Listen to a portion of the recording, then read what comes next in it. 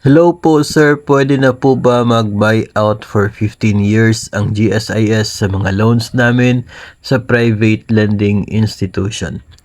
Ang ito pong tinutukoy dito na loan ay pwede sigurong yun pong expanded MPL Flex. No, nabanggit na po yun natin before noong nag-announce si GSIS President and General Manager Vic Veloso na yun ay part ng kanila pong gustong i-offer.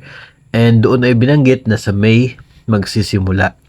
Actually, marami na rin po sa inyo yung mga nagtatanong ng update tungkol po dito, pero sadly as of now ay wala pa po tayo nakikita na na-publish ng GSIS na guidelines para sa expanded MPL Flex.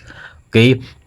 Dahil dyan ay hindi pa po natin masasagot yung mga tanong kung kailan ito maging epektibo, kailan magsisimula, magkano yung pwede ma-avail, ilang taon yung term, ilang interest rate, ilan yung rate niya ng utang na yan, at ano po yung process.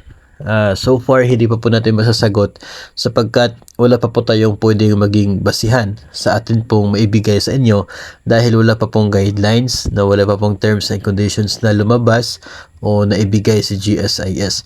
Hindi rin po kasi madali ang ganito pong uri ng loan offer sapagkat hindi lamang po GSIS yung involved, no? Involved din yung ibang institusyon, mga private lending institution na hindi naman po kontrolado ng GSIS at may kanya-kanyang mga policies, no? So kinakailangan talaga pag-aralan, and is also doon po sa halaga ng loan na pwedeng ma-avail at maging sa term na rin, no?